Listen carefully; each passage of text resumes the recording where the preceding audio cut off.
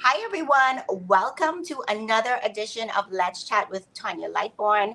Today, we are going to chat with Georgette Turnquest. She's a super mom. She is a media maven. She is the girl boss. And I know we tend to shy away from that, but she is the female entrepreneur behind Fincastle Media Group. I'm super excited to chat with her in particular because it is International Women's Month. I know it's isolated to a day, that day being March 8th, but this month we're just going to do all the things. We're just going to celebrate the entire month, and I couldn't think of a better person to mark this occasion, and of course to not have an interview but to chat with. And so I'd like to welcome my next guest in the person of Mrs. Georgette. You still there? I'm still here. Okay. Hi. Awesome. Okay, great.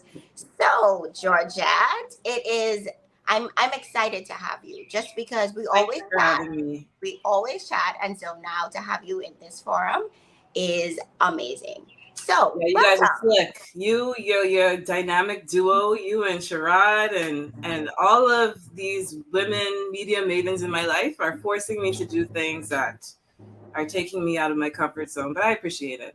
Yes, and you inspire us daily. Trust me. I saw a quote that said, "You inspire people daily, especially the people that don't approach you, or, you inspire people daily without even knowing it." So, Wow. thank you for being such an inspiration, especially in this space. Thank you too. Thank you for having me. Yeah, absolutely. I wouldn't have it any other way. So this year, Georgette, the theme for International Women's Day is actually digital, ALL, digital innovation and technology for gender equality. And we know that there, to a certain extent, or for hundreds of years, there has been a glass ceiling. And so the ones that came before us have been chipping away at that glass. And there have been us, there have been those of us have been also chipping away. And so I feel like the glass ceiling is finally broken. What do you think? Mhm.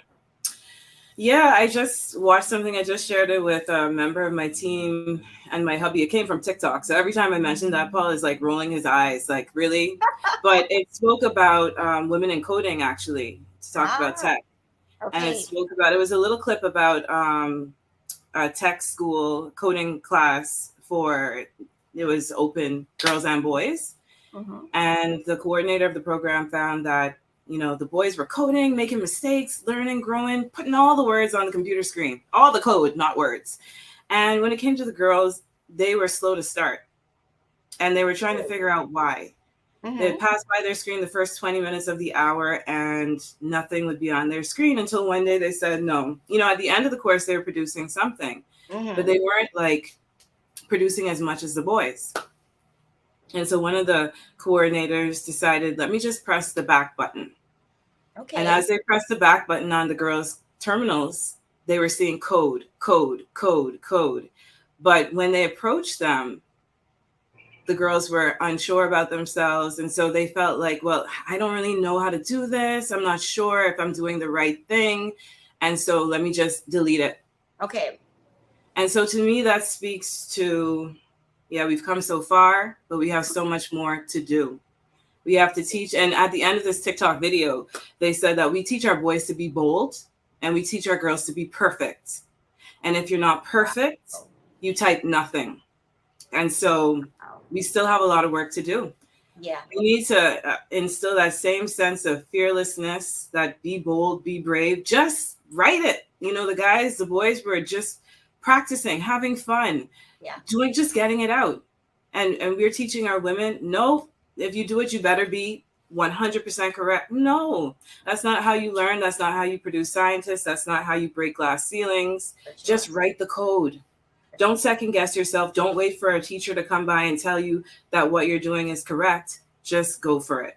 Yeah. In fact, you should fail fast and then That's keep it true. moving. Yep. I Yeah. like that. Yeah. Yep. I totally that definitely resonates with me. And one of my favorite things is done is better than perfect, because Yes.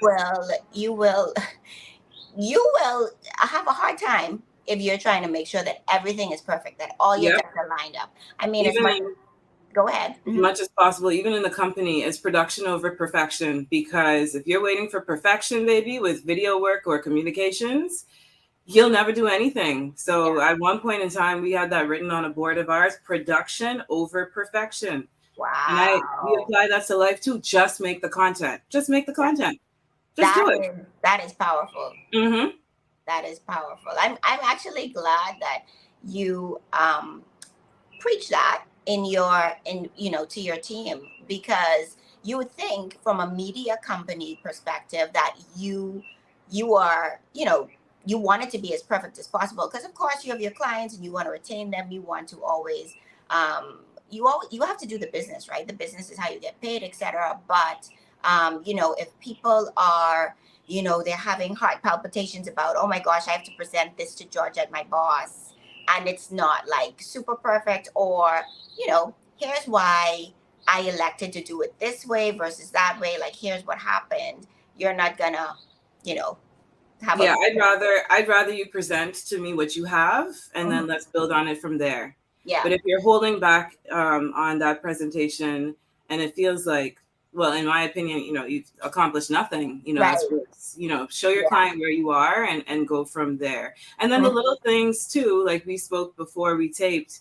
You had the little audio issues in the last Yeah. episode, and those are things that, from a technical perspective, Mhm. you pick up on, but Yeah. sometimes we focus on the nitty gritty technicalities that the clients really don't. They don't. They don't see. There is a They time and don't place, know. so they don't know. They Mhm. don't know. There's a time and place for being perfect, though, but there are levels to perfection. For I sure. mean, For and sure. it seeking that all the time can really just stop you in your tracks. So you got to keep it Correct. moving sometimes. Yeah. Correct. Yes, that is totally true and totally relatable. Hmm. So, since we're talking about International Women's Day, tell us what it means to you. International Women's Day. It's a day, or Women's History Month is a period in time out of the year, a calendar day or a month, to just celebrate. If all we do is just celebrate the achievements of women, I'm fine with that. I Totally. believe in those days as somebody who's super busy, and I believe in those scheduled days to celebrate people. Hmm. Birthdays mean a lot to me. Black History Month means a lot to me. Anniversaries, because during everyday life, we don't have the time to do it.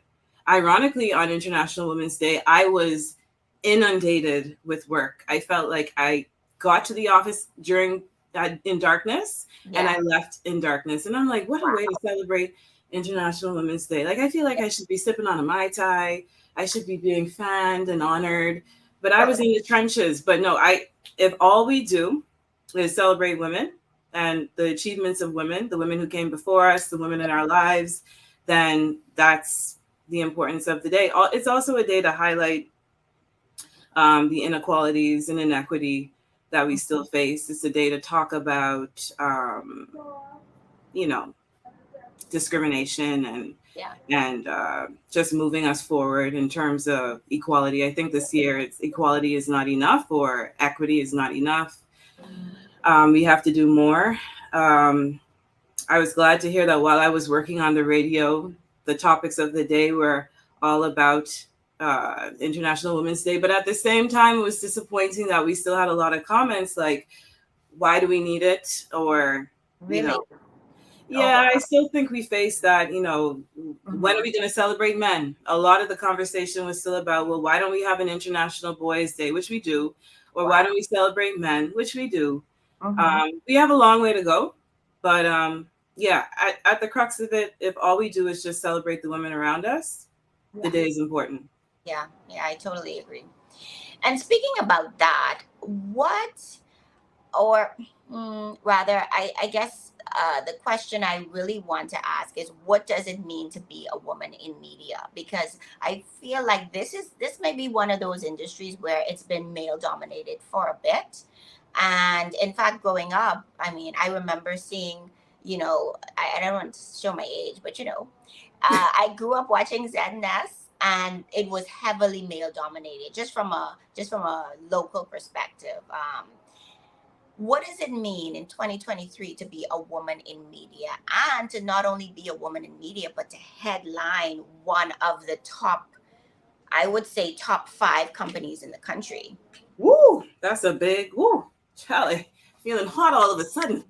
Feeling hot. Working in media, just being in a leadership position for Mhm. a company is an interesting place to be in. I think you had asked me, or it came up, when do you start having notions of womanhood? Like Mhm. at what age? 20s, Yeah. 30s, 40s? Mhm. My late 30s and 40s, just being in this leadership position in this company has forced me to face issues of womanhood. Yeah. You're too emotional. You're mean. You're the Mhm. B word. Yeah. Um, when you are just doing what Trying to you have get to do to done. run your company, Yeah. you just have standards, you have Yeah. deadlines, you have goals, you're holding people to them. Mhm. Yes, you are the one woman in a lot among a lot of men at times. And you do have interesting situations that you have to navigate. You do face subtle discriminations. You do have people who refuse or don't want to talk to you, and they want to talk to the man in charge. Um, Okay. yeah, you have people who prefer to go to the man, Wow. because the expectations, or I guess whatever they feel they'll encounter when talking to me, they don't want to deal with it. So it's Mhm. been interesting. I do have a company goal to add a female videographer, editor, Mhm. cinematographer to my team. Yeah. And for the content side, I have one man on the content team, but I would like to add more to that side as well. But it is a challenge. It Yeah. is definitely a male dominated field. Mhm. But there are a lot of women behind the scenes and at the I'm forefront, sure. depending on the area of media and communication. So Mhm. yeah, it's been interesting. Yeah. Yeah. Would you encourage your peers or the woman who's watching you on social media, or who's found out since found out that you are in a leadership position? Would you encourage her to go into media? Yes, I mean, if it's a natural passion of yours, I think for me, two worlds collided. Um, my husband was the editor of the Tribune, director of communications at Bahamar, and I was in education, like shadowing him. I thought it was so interesting, his job as a Yeah. journalist. So I was shadowing him for a long time. I got to know the Tribune crew quite well. Got to kind of ghostwrite off the record, Mhm. ghostwrite some of them articles when he had some pressing deadlines. And then I was asked to join the Ministry of Education in the communication section because I had that master's in education and I was dabbling in the digital communications world at that time.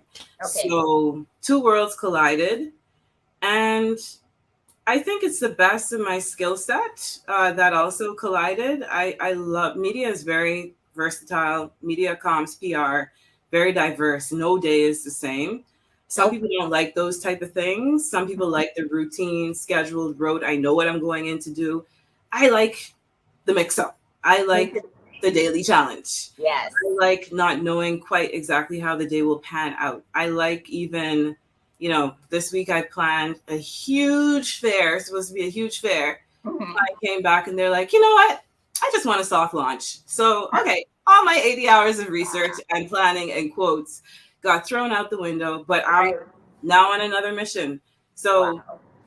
if it aligns with your passion, Mhm. your purpose, and you're good Mhm. at it, why not? Why not do it? And why not take it all the way? But also, though, I think you should also know yourself. You don't have to be the head of a company. You don't have to seek that top level management position if you don't want to. Mhm. I've had former colleagues who like the field, but they don't want to be managing director. No, they You just know? want to go home at the end of the day. Yeah, 5 o'clock. What time is it? Okay. right. They Yeah. don't want it. Like, or they don't want to be head of department at a Mhm. school as a teacher. They just want to teach. Yeah. And that's okay too. that is okay too. You don't have to be in a leadership role. You can just focus on your craft. Because to Mhm. be honest, if I was functioning in my true capacity as managing director, I wouldn't actually be doing the portfolio work because we have a need and because the demands for our work is exceeding our capacity. I am also doing and managing. But ideally, a leadership role takes you away from that which you kind of love to do, and it puts you more, you're air traffic controller. That's Pretty much. not exactly the fun part of the job. I still like the doing. So yeah, follow your passion if that's what you want to do. But if leadership is not what you want to do what you love. Agreed. Hmm. Agreed. Because I realize as an adult that you can actually go to a store and buy a cake, and it doesn't have to be a birthday. That's true too. I'm I I read that all the for other day, that. and I was like, they're absolutely correct. Yep, I'm an adult now. that's right, buddy. I can You just could go and buy get a new a cake. bag and it doesn't have to be for any reason. You I listening, love Paul? You myself. listening, How's Paul? that? Mm-hmm. I love myself. Agreed. Mm-hmm. Agreed. I love it Awesome. too. Awesome. So let's pivot a little bit. Tell us three things about Georgette Turnquest that we may or may not know. I think I'm pretty much an open book. I mean, I like pickles. I think Pickle. I love pickles. I love things pickled. Yeah, I do. Interesting. When my kids are taking the pickles off the hamburgers, I'm loving them. I Really? get extra pickles on my Subway salad and my sandwiches. Yes, I do. I'm that person. Yeah. Mm-hmm.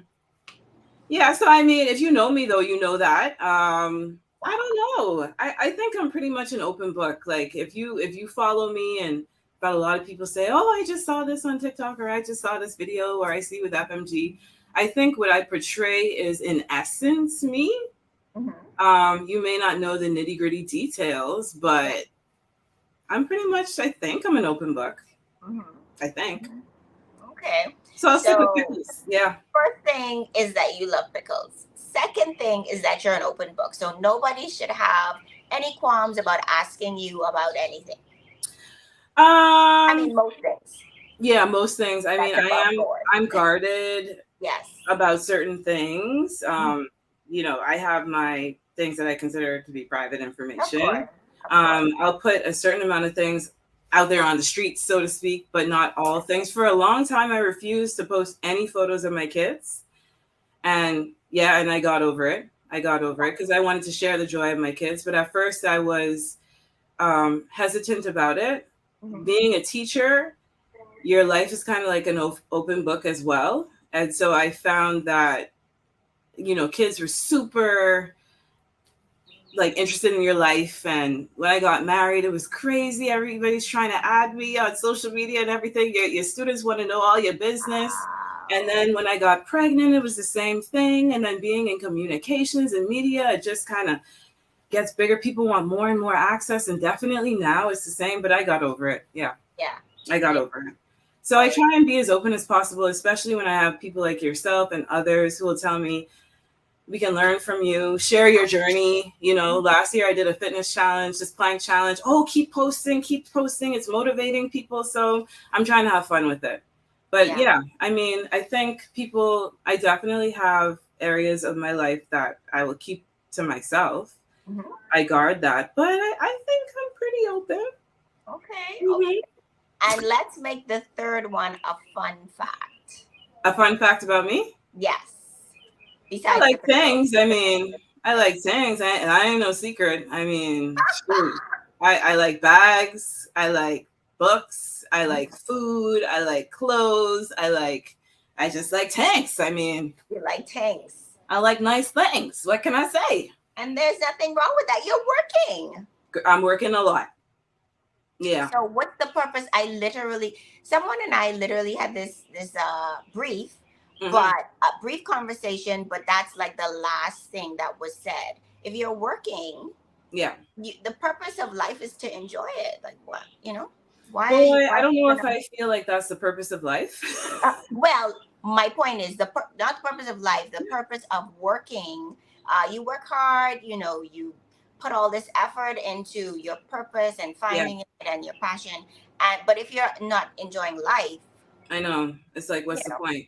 yeah. Yeah, I feel like I definitely have the philosophy that while I'm young, Mhm. relatively, this is the time for building. For sure. And so in my head, I'm allowing the imbalance for now Hmm. because we are in a time of building. Correct. Nobody's arrived. I ain't got no chauffeur. My No mortgage, I still got a hairstylist, mortgage. Huh? no makeup artist. No MUA. That's why you see the shine, you know? Um, yeah, I have no butler opening Hmm. my door, no personal assistant, and no house manager or whatever. Right. Like I'm in a period of building, and so we know that there will be imbalance. We know that, and I say we, me and Paul, we Hmm. know that it's going to be hectic, it's Hmm. going to be off kilter. You will spend longer hours because you're trying to pour into, build, and grow. The moment you think you have downtime, you don't have downtime. So last night, I got an email popped up. There's extra homework for the boys, our twins. Hmm. I was dog tired last night. So you have to get up early in the morning and do it. Is there balance? No. Where's the me time? None. Did I exercise this week, last week, the week before? No. Have I gone to the doctor like I should have? No, I haven't. Right. So there's no balance. But Right. the hope and the goal is that eventually there will be. Hmm. I call it creating harmony. It's Hmm. not. I think balance is a myth. Yeah, anybody who could say they have it completely, like I want to meet them. Yeah. Agreed. Hmm. And so the point that you brought up about, I feel like it's organized chaos because Right. again, like, you have three kids, we have two. My dynamic is a little bit different, so I have a teen and a toddler, but it's still chaotic. But Yeah, there's beauty in the chaos, right? absolutely. Yeah. Absolutely. Because, just doing the homework, first got to wake them up, got to snuggle with them. Yes. Then everybody came in the bed. So Penelope was reading her book, and we were going through reading with the boys, and I loved it. Like Yeah. I was like, maybe I should try and figure out a way to incorporate this every morning. And then reality catches me. No, I'd like to exercise in the morning too. Like you just can't do it all. You can't have it all. It's never going to be perfect. But I like that. I like harmony instead of balance. I like Yeah, yeah, exactly. My previous guest said that she gets up at 4:45 and she's able to, just have a bit of me time. yeah. I think, get some coffee, whatever it is that she does ahead of time, but it's 4:45 every morning. What time did she go to And bed? well, that was up for debate. Mm-hmm. Um, she sometimes she goes, sometimes I think she strives for a 9:30, 10ish time, but sometimes that can get lost Yeah. and she ends up going later. Yeah. But 4:45, oh, that's unwavering. Yeah. That is for sure gonna happen so that she can have some me time before the house wakes up, because otherwise she won't be able to function. Yeah, and it She feels has that to way have at that. work sometimes. Like it's the most productive time for me at the office is when Mhm. I get in before everybody else, Yeah. because otherwise it's you know Yeah, you're or when working. everyone leaves. Yep, or when everyone leaves, and Yes, then you feel guilt. You feel the mom guilt because then you should be home. right, you Yeah, should be at yeah. home, But like but you said, it's harmony. it's harmony. But the goal is Yeah. like right now at age 41, Hmm. I feel like there's still a lot of work years ahead. But Yes. if it's happening in the same way, if it's unchanging at this pace and Mhm. magnitude, then we're not we're not doing something right. Yeah.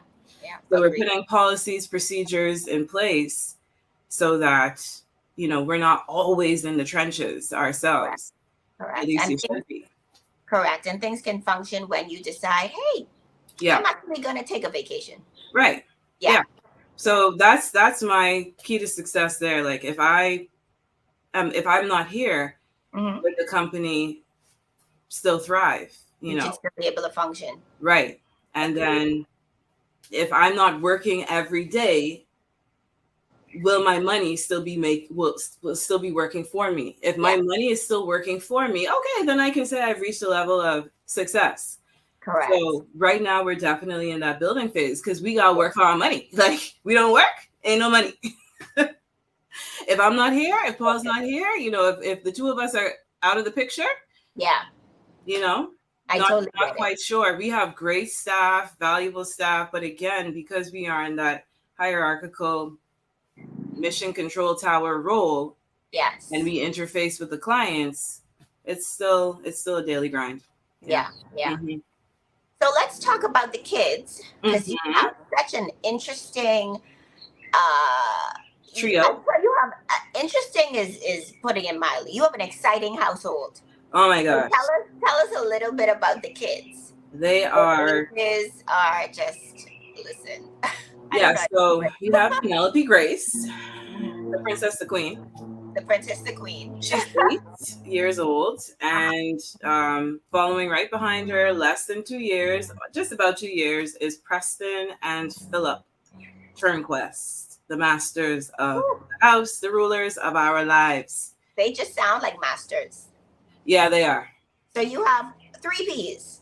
Yes. Yes, they're PG. So it's Penelope Grace, because we're cheesy like that. It's Paul and Okay. Georgette. It's Penelope Grace. It's Preston Gordon. And it's Yeah, Philip Grayson. I love that. It's the Oh cheese. wow. Yeah, yeah. Wow. What is it So, like having two sets, well, a set of twins mm-hmm, and then a single birth, mm-hmm. being your daughter in the person of Princess Penelope? What is it like having two sets of kids under the age of 10? Yeah, those early years, boy, that was rough. That was, so we had Penelope, and I just realized, like, it was life changing having your Mm, first child, even if you think you're ready. yeah. Um, when the hospital allowed us to take her home, I wanted to press charges against Doctors Hospital. I was like, how dare you? How irresponsible of you. You don't know. You're actually allowing us to take this precious life out of this hospital by ourselves. I was like, y'all got to be crazy. Us? Um, because Us? it was just so, yeah, scary, and Yeah. like she's so fragile and small. And it was difficult adjusting. You've lost your autonomy, but then it's this crazy, beautiful, smelly but wonderful, joyous, hormonal, body changing, life changing thing that's happening to you. And then less than 2 years later, you get two more, and everybody in diapers. Then you realize the one was nothing, was easy breezy, and the Correct. three, it was like, what has happened to me in my Night life? and day. Night and day. Night and day. You love them, you love it, you love motherhood. They bring you absolute immeasurable joy, but at the same time, it's like, what is happening to me? Yeah. I've lost Yeah. myself. I am not the same. That's how I felt at one point. And after the twins, and I blew up in weight and everything like that, I was like, who am I? Where am I? So it's everything all at once, all the emotions all at once. It's organized chaos, like you said. It's beautiful, it's fun, it's the good times, the bad times. It's realizing every single day that you're responsible for human beings. They Ooh, are real people. They're and real people with their own unique, each child is unique, has their own needs, wants. You need to prop them up where they need it. You need to be the disciplinarian, you need to be the loving parent, you need to be everything for these kids so that you fulfill your duty as a parent, which is to create thriving, interesting, responsible human beings that can live, work, and play among other adults independently. That's correct. a huge job. It's gargantuan. And Yeah. I don't think a lot of people, and I say people because I'm referring to non-parents who are aspiring to have kids, and sometimes parents as well, because you don't like, you're molding the lives of humans Yeah. who are eventually going to then commune with other humans. Correct. And if they're coming with traumas, which we know about, Yep. I mean, the goal is to obviously try to make sure that they don't come with any. But however, Yep. you're responsible for the life of a human life. Like, that's huge. And I feel like they're reflections of their environment. So the right environment isn't created. Right. That's a different topic. Yeah. And I mean, sometimes you're dealing with innate challenges, family histories, family genetic issues, whatever it is. But it's still your job to support, mold, guide, teach, train. So I have like one kid, I'll be quite candid, who is dropping F-bombs in school. What? Yeah, one kid is dropping F-bombs in school. I have dropping F-bombs in school, and then one of my most loving, sweetest boys, Oh my goodness. The other one will do it under his breath at home, but he ain't doing it at school. You know what I mean? Yeah. They are all just different personalities. No kid is perfect. At one point I said to the principal, I said, boy, I guess the other parents think we're savages. And then I said to myself, who cares? Like, it is what it is, you know? Yeah. He's in his anger period right now. And it's not even out of anger. It's not even out of anger. This boy just dropping F-bombs, man. Just like, it's like life. So you're here working, you're interfacing with clients, you're pulling off events, you're doing productions, and then you get the notification from school. Yeah, we're going to need to see you in the principal's office after school to deal with so-and-so. Yeah. Life. I tell you, life comes at you fast. I say that. I feel like I say that every day. It comes at you fast. I recently hosted an event, and I was looking around. Okay, one of my questions was like, I asked a question, and then the lady that answered the question correctly, she was so well dressed, right? And so I noticed her when she came in. So by the time she sat down, she was comfortable. She'd answered the question. She had already taken off her hat. She had a hat. That was a part of her ensemble. Nice. And so I said, so she answered the question. I was about to give her the gift. And I said, yeah, you don't think I saw you when you came in. I saw you when you came in. Come, I need you to just do a 360 because when you see this outfit that I know you put effort into. Yeah. So come in. And she was like, me? You want me to come right now? I said, yeah, life comes at you fast. Let's go, child. Let's go. And she was so proud to just stand up. And, that's what we love, which is why fast forward to Let's Chat with Tanya Lightborn, which is another reason why I'm like, women love to be highlighted. Don't mind us playing shy. Man, I don't know, though. It takes a lot. Yeah. I am definitely more comfortable behind the scenes. Like I said, you guys are forcing me, and my philosophy is just do it. Just make the time to do it when asked. I have my staff here who will force me to do all kind of videos, and I'm getting used to it. It's getting easier. Yeah. But it's I don't know. It's not. I don't know if every woman wants it. But I'm going with it. In my field, I'm going with it, right? Yeah. Yeah. Do all the things. Do all the things. Yeah. And a few things that you're uncomfortable with, but you can say that you've done it. Right. You're pushing the boundaries. Yeah. Correct. How would you describe your parenting style?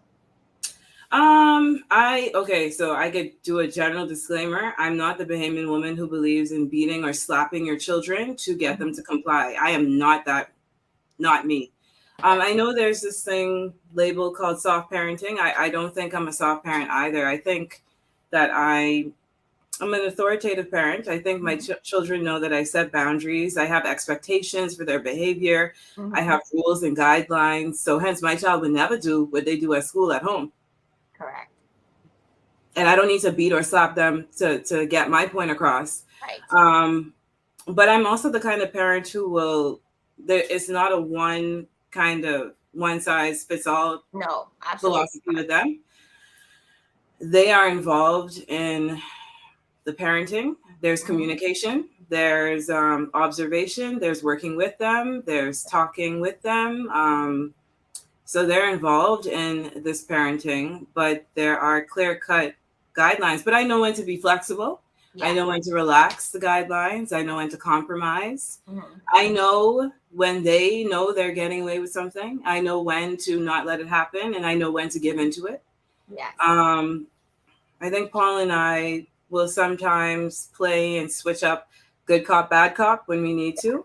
Because I was going to ask you about that. Like how Yeah. do sometimes it's the woman is the disciplinarian and the man will just be play the supportive role, and sometimes it's vice versa. Yeah, we discipline in different ways. Mm-hmm. So, for example, the kids kind of say, work shadowing home would say, "Oh, mommy's really mean," and I turned to Paul and I was like, "That is so unfair. You the one going around stomping and yelling. He will be stomping and yelling all over the place. I don't stomp and yell, but when I talk, my kids were complaining that it's mean. I'm not trying to be mean, but there are just rules that have to be enforced and followed. Yeah.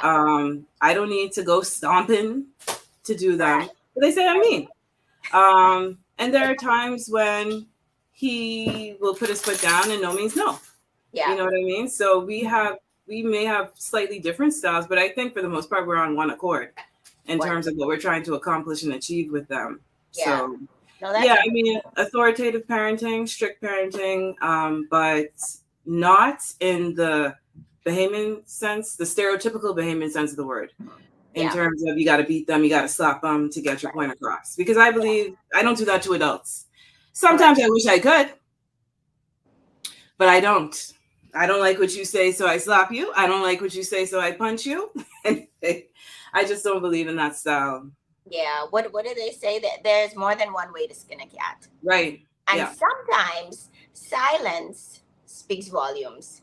Definitely. Mhm. Silence shows You just disappointment. Yeah. yeah, Yeah. you don't give power to it, Yeah. and they'll get the picture. Yeah. And But words hurt as well. Words hurt. So I have to be careful too of what I say, how I say yes, it. yes. You want to empower.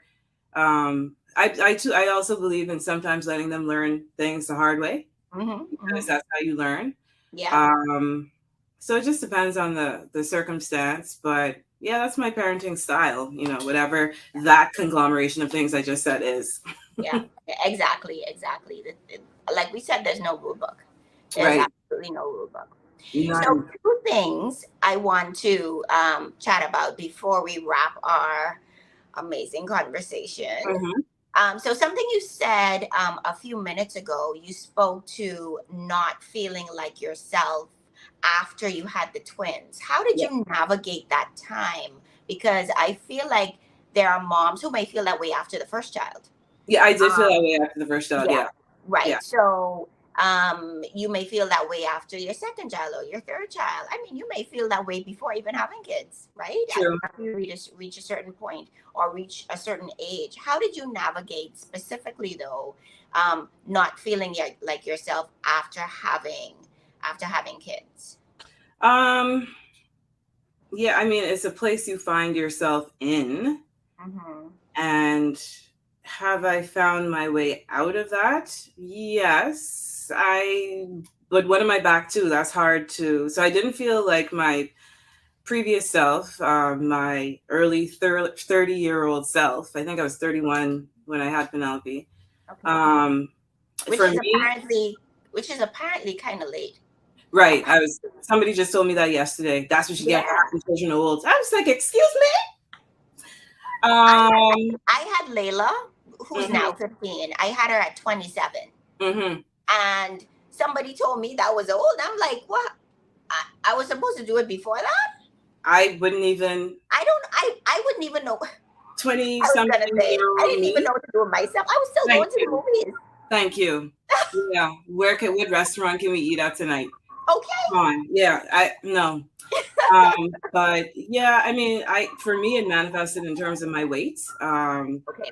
I ballooned in size and I felt Mhm. so uncomfortable in my own skin. Yeah. And of course, when you get so big, Hmm. and I had a loss in between Penelope and the boys, and so Wow. I was constantly in pregnancy hormone, just that place. So I was just gaining weight constantly, and it was really difficult to take it off. Like there was so much to balance. I was working, kids home. We had a big move. We Mhm. were building a house at that time, which Wow. is also a triumph in and of itself. Hmm. Just getting through that Bahamian construction. Alone. I mean, Alone. that's a whole new other show.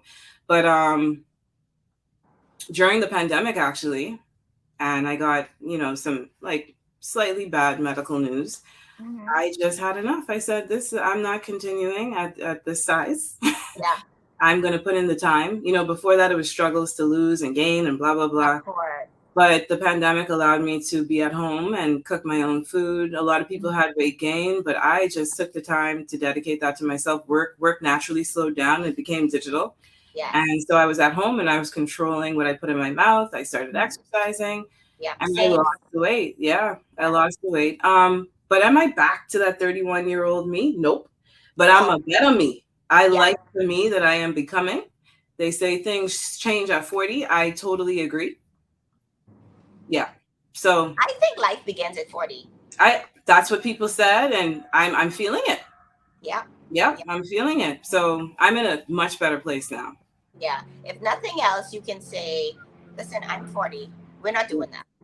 Yeah, man. I mean, my body's been through a lot. I respect my body. Yeah. I respect it. You may not be happy with everything, but I definitely respect it for taking me through this journey. It's got Yeah. its creaks. My knees creak. My back flares up. I remember that post on Facebook. It literally creaks when I walk up the stairs. And I have And you three. get up. Yeah, man, you got to. Oh, Lord. Oh, I do get up like that. I got 3 slip discs. I got 3, and they flaring up. What? Oh, Yeah, no. they're saying hi, Georgie. It could be because of the lack of exercise that Yeah. But I respect my body. So Yeah. we've got a long journey, and I always think it's a crazy thing to think, right? Mhm. But like 150 years ago, 40, we could have been dead. So I'm grateful to be here. The lifestyle back then, the diet back then, we was over the hill at 40. Yep. I could have 2 families by now. Do you remember when you were younger, calling people old at 40? Definitely. I had a post about that. I remember when Halle Berry turned 40. I think I was 20, late 20s. And I Yeah. was like, Jesus, she old, eh? 40. She old. Acknowledging she's beautiful. She looks Correct. great. Yeah. But I was like, dang, she's old. And now here I am. And now we're in our 40s. Yep. Now I am 40. This is the first anniversary of my 40th year. 40 plus 1. 40 plus Well, 1. I will be 40 plus 4 this year. And 4 is a I great feel so number. good.